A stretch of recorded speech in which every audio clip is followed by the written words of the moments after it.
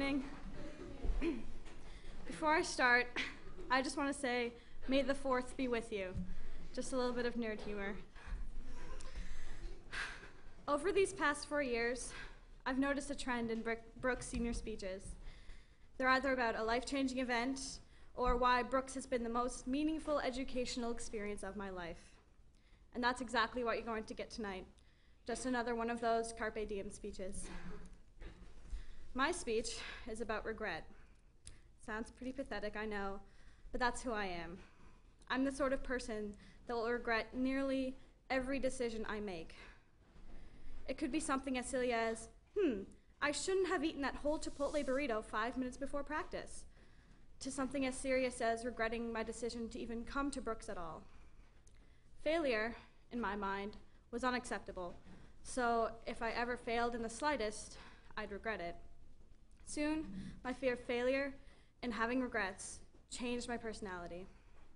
For example, before I left for exchange to France last March, I had convinced myself that I was terribly shy and that I couldn't possibly be able to communicate with my classmates in another language.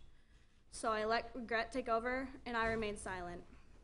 On my last day of classes, my host brother Theo turned to me on the bus to school and asked, "Why are you so quiet?" It was clear he had gotten frustrated with my shyness, so he told me how he had battled it. The 3-second rule was his motto. Don't wait any longer than 3 seconds to answer or ask any questions or to say hi to someone.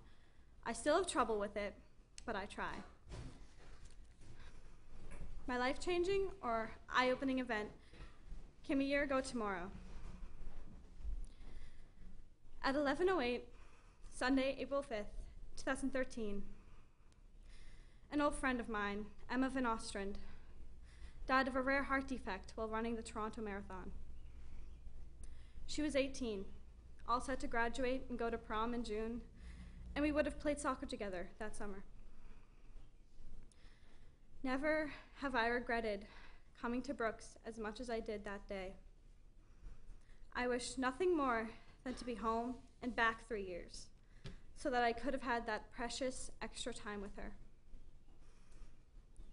All I could think about was Emma's 5th birthday and how she cried when she didn't win musical chairs, or how easy she made playing soccer look, or or her asking about Brooks while we took a break on the bench one hot summer day. I even remembered the last time I saw her, eating at the same restaurant as me. All we did was exchange highs, because that's all we meant to each other. I went from being her best friend 14 years ago to a mere acquaintance, someone she only saw some summers on the field. But I knew that if I had stayed home, we would have been so much more. We would have been classmates and teammates year-round. We would have seen each other every day, and even if we didn't go back to being the best of friends, it would have been more than what we were when she died. For a few days after her death, I felt alone, like there was no one who would understand. I should have known there were so many people here at Brooks that would have helped me and that have probably felt the same way, but I was too afraid to reach out.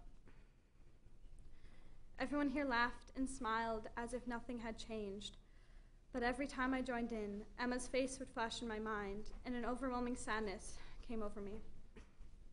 I knew if I was home, people would be feeling exactly the same way I did, and there would be someone, an entire town actually, to lean on. It took a long time for me to accept Emma's passing. Eventually, I actually managed to learn something. Regret will come, and there is nothing you can do about it. It took me a while to realize that we weren't those 5-year-olds playing musical chairs anymore. I had chosen my path, and she had chosen hers. Now, as I prepare to leave, I know I made the right choice. I can't think of my life without the friends I've made, the teachers I've learned from, and the experiences I've had. I wouldn't have traveled to California, New York City, Le Mans, Paris, and of course Disney World for the 3rd time. From what I learned from Emma while here, to what I've learned from the countless friends and teachers, I can say that Brooks has been the most meaningful educational experience of my life. I know it's cheesy, but I can't even say I miss home anymore because Brooks is my home. Emma has taught me that having regrets is natural. No matter what you do, it's going to happen. What you do in the face of regret is what defines you. Do you let it take over, like I did in France? Or do you learn from it, understand that you can't change it, and move on? Instead of letting grief for their daughter take over their lives, the Van Ostrens have started a scholarship program in memory of Emma.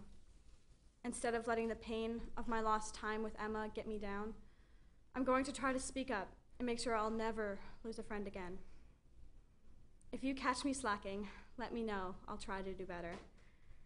I challenge you all to make the hard decisions, and if you regret it, learn from them and move on. Don't live in the past with your regrets. Seize the day, or carpe diem, as Emma would say. Thank you.